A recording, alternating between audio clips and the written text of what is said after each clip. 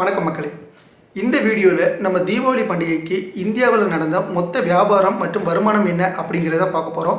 அதுக்கு முன்னாடி நீங்கள் நம்ம சேனலுக்கு புதியவராக இருந்தீங்கன்னா கீழே இருக்கிற சப்ஸ்கிரைப் பட்டனை கிளிக் பண்ணி எங்களுக்கு ஆதரவு கொடுக்கலாம். தீபாவளி பண்டிகை அப்படின்னு சொன்னதுமே நம்மளுடைய ஃபஸ்ட்டு ப்ரிஃபரன்ஸ் பார்த்தீங்கன்னா பட்டாசு தான். பட்டாசு விற்பனை பார்த்தீங்கன்னா கடந்த ஆண்டை விட இந்த ஆண்டு நல்லாவே நடந்திருக்கு. கிட்டத்தட்ட 7000 கோடிக்கு இந்தியாவில் மொத்த பட்டாசு விற்பனை நடந்திருக்கு. 2024ஆம் ஆண்டு பார்த்தீங்கன்னா 6000 கோடிக்கு பட்டாசு விற்பனை ஆகிருக்கு. இந்த 1000 கோடி டிஃப்ரென்ஸ் பார்த்தீங்கன்னா எதனாலன்னா, டெல்லி உட்பட தலைநகரங்களில் மத்திய அரசு சில கட்டுப்பாடுகளை தளர்த்துறதுனால 1000 கோடிக்கு அதிகமாக பிஸ்னஸ் நடந்திருக்கு. பட்டாசு விற்பனையில் எப்போவுமே சிவகாசி தான் நம்பர் 1. இந்த ஆண்டு பார்த்தீங்கன்னா தமிழ்நாட்டில் திருச்சியும் சற்று வியாபாரம் அதிகமாக நடந்திருக்குதா பட்டாசு வியாபாரிகள் சொல்லியிருக்கிறாங்க. ஆன்லைன் வியாபாரம் பார்த்தீங்கன்னா கொஞ்சம் கம்மியாக இருக்குது. அடுத்ததாக தங்கம்.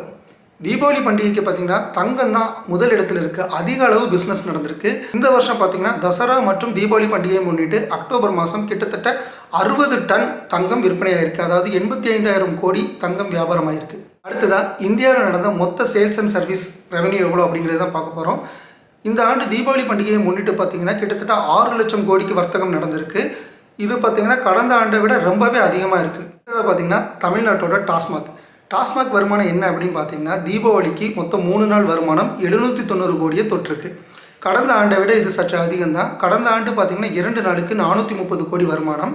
கிட்டத்தட்ட பார்த்தீங்கன்னா 5000 டாஸ்மாக் தமிழ்நாட்டில் இருக்குது. ஒரு நாளுக்கு பார்த்தீங்கன்னா 80லேருந்து 100 கோடி வரைக்கும் பிஸ்னஸ் நடக்கும். சனி மற்றும் ஞாயிற்றுக்கிழமை பார்த்தீங்கன்னா இது சற்று அதிகமாக இருக்கும். 120லேருந்து 130 கோடி வரைக்கும் நடக்கும். தீபாவளியை ஒட்டின அந்த 3 நாள் மட்டும் 790 கோடிக்கு பிஸ்னஸ் நடந்திருக்கு. ஸோ இந்த வீடியோவில் உங்களுக்கு ஏதாவது கமெண்ட் இருந்ததுன்னா கீழே கமெண்ட்டில் சொல்லுங்கள். மேலும் இந்த மாதிரி தகவலை தெரிஞ்சுக்க நம்மளுடைய பார்ட் டைம் பொலிட்டிக்ஸ் சேனலை சப்ஸ்கிரைப் பண்ணுங்கள். வணக்கம்.